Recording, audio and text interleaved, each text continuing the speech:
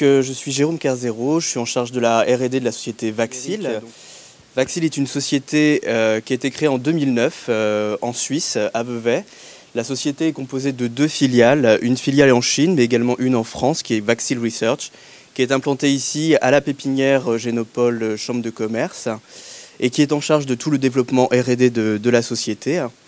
Donc notre société développe des nouvelles générations de vaccins thérapeutiques pour le traitement de patients atteints de cancers et de maladies infectieuses, principalement l'hépatite C.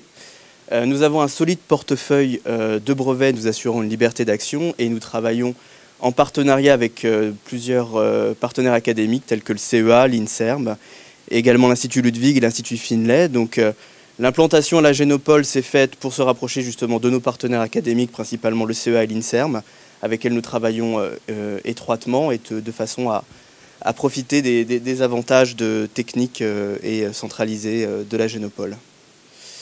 Donc le fondateur et CEO de la société est Ahmed Bouzidi, qui est un PhD MBA avec plus de 20 ans d'expérience dans le domaine des biotechnologies en Europe, mais également en Chine. L'équipe est également composée d'experts scientifiques et médicaux avec une grande expérience reconnue mondialement, notamment le professeur Éric Tartour, qui est le directeur du département immuno-oncologie de l'hôpital européen Georges Pompidou et qui est en charge du développement clinique de nos projets oncologie principalement. Le professeur Gianpietro Corradine, qui est professeur à l'université de Lausanne et qui est un expert dans la synthèse des peptides et les peptides longs principalement et dans la formulation de vaccins. Le docteur Bernard Meyer, qui est un expert en immunologie du commissariat de l'énergie atomique du CEA de Saclay. Et le professeur Pedro Romero, qui est un expert mondialement reconnu dans le développement de vaccins immunothérapeutiques. Donc notre stratégie réside dans la restauration de réponses immunitaires appropriées chez des patients, en utilisant une stratégie vaccinale combinatoire innovante qui nous permet de surpasser tous les problèmes qui sont rencontrés avec les stratégies vaccinales traditionnelles. Donc pour cela, tous nos vaccins sont composés de peptides longs synthétiques contenant de multiples épitopes T, CD4, CD8 qui permettent d'induire des réponses T intenses chez la grande majorité des patients immunisés. Épitope T étant dérivé de protéines d'intérêt que nous avons sélectionnées. Tous les vaccins sont formulés avec des adjuvants innovants et des systèmes de délivrance de façon à augmenter l'immunogénicité de ces vaccins. Et de plus, ils sont combinés à des agents immunothérapeutiques, des immunomodulateurs, tels que des molécules anti-angiogéniques, des molécules chimiothérapeutiques ou des systèmes d'activation de blocage de voie d'activation. Donc tout cela, ça permet de supprimer les mécanismes d'immunosuppression, principalement au niveau des micro-environnements tumoraux. Ces mécanismes qui sont connus pour limiter l'efficacité des vaccins immunothérapeutiques. Donc brièvement, je vais vous présenter quelques plateformes techniques que nous avons développées.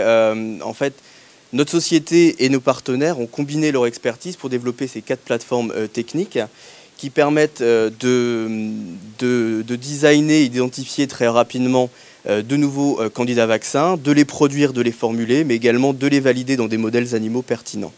Donc en utilisant ces plateformes techniques, nous avons déjà développé plusieurs vaccins thérapeutiques qui sont à différents stades de développement.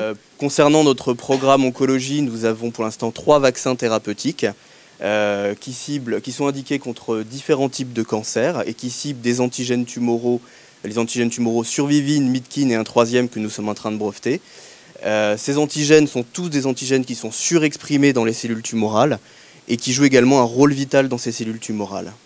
Donc tous ces vaccins ont atteint le stade de preuve de concept et l'immunogénicité du vaccin Survivin est actuellement étudiée in vivo dans des modèles animaux. Il nous donne de très très bons résultats et nous espérons d'ici la fin de l'année pouvoir initier une phase clinique de phase 1-2 avec ce vaccin formulé sur des patients atteints de cancer avancé. Quelques mots également sur notre programme hépatite C. Donc, nous avons également développé un vaccin thérapeutique indiqué à la fois contre le génotype 1, mais également le génotype 6 du virus de l'hépatite C, qui sont les principaux génotypes trouvés en Chine et en Asie du Sud-Est.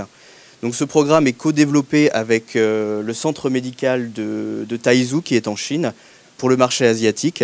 L'objectif est de combiner notre vaccin avec des inhibiteurs développés localement de façon à augmenter la cross-réactivité du vaccin avec différents types et différents génotypes du virus. Et comme il est indiqué, nous espérons initier en 2014 un essai clinique de phase 1 sur des volontaires chinois sains pour tester la tolérance. Très rapidement, l'objectif de notre société est donc d'amener tous nos programmes en fin d'études cliniques de phase 2A afin de les concéder en licence. Et pour cela, nous avons besoin d'une série de financements sur deux séries de financements sur une période de 5 ans. Je ne vais pas rester en détail là-dessus. Donc, je vous remercie pour votre attention. Ce que je voulais préciser, oui, nous cherchons à travailler en collaboration avec des sociétés, principalement des sociétés qui développeraient de nouveaux adjuvants qui pourraient être innovants ou des systèmes de délivrance ou des immunomodulateurs qui pourraient être intéressants de façon à potentialiser l'effet de nos vaccins. Je vous remercie.